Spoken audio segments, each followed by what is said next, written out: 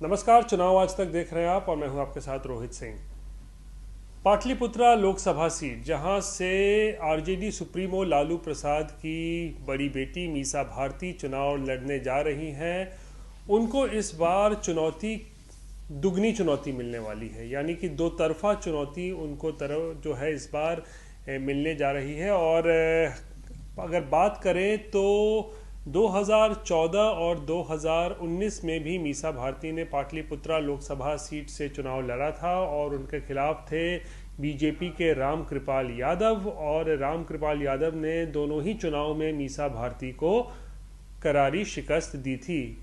याद हो कि रामकृपाल यादव एक समय में आरजेडी के नेता हुआ करते थे और आरजेडी सुप्रीमो लालू प्रसाद के भी बेहद करीबी हुआ करते थे, लेकिन 2014 के लोकसभा चुनाव से पहले उन्होंने आरजेडी छोड़कर बीजेपी का दामन थाम लिया था और फिर दो बार से वो वहाँ से यानी कि पाटलिपुत्रा लोकसभा सीट से सांसद हैं और मीसा भारती को हरा रहे हैं। इस बार फिर 2024 में पाटलिपुत्रा लोकसभा सीट से वही लड़ाई जो है वो तीसरी बार दोहराई जा रही है। यानी कि एक बार फिर से बीजेपी के उम्मीदवार हैं रामकृपाल यादव और आरजेडी ने मीसा भारती को ही टिकट दिया है, लेकिन इस बार एक शख्स की एंट्री से ये लड़ाई जो है वो त्रिकोणीय हो गई है। और ये शख्स कोई और नहीं बल्कि असदुद्दीन ओवैसी है, जो कि AIMIM के अध्यक्ष हैं।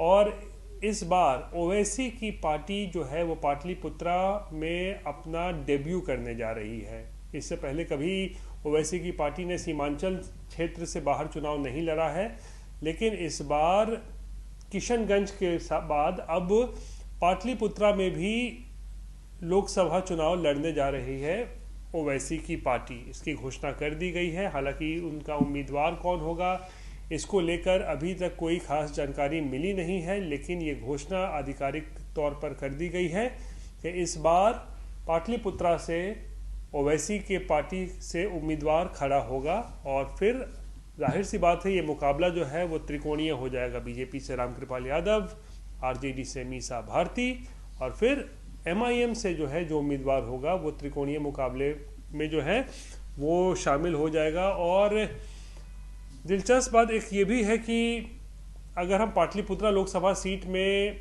खासकर मुस्लिम आबादी की बात करें तो मुस्लिम आबादी तकरीबन 8% है और ऐसे में माना जा रहा है कि ओवैसी के इस लोकसभा सीट से चुनाव लड़ने से यानी कि उनकी पार्टी से ये सीट से चुनाव लड़ने से मुस्लिम वोट बैंक जो है वो बढ़ सकता है। जो अब तक माना जाता है कि एक मुश्त जो है वो मीसा भारती को समर्थन करता है या आरजेडी को समर्थन देता था, लेकिन उसमें जो है कुछ ना कुछ जो है वोट कट सकता है और इसीलिए मुश्किल यहाँ पर मीसा भारती के लिए जो है वो खड़ी हो रही है। और इससे सवाल भी ये खड़ा हो रहा है कि क्या ओवैसी ने पाटलिपुत्रा लोकसभा सीट से चुनाव लड़ने का जो घोषणा किया है, जो उनकी पार्टी ने घोषणा की है कि उस सीट से उम्मीदवार उतारा जाएगा, तो क्या ओवैसी ने ऐसा करके एक तरीके से डायरेक्ट चुनौती दे दी है आरजेडी सुप्रीमो लालू प्रसाद और उनके परिवार को? ये बड़ा सवाल है।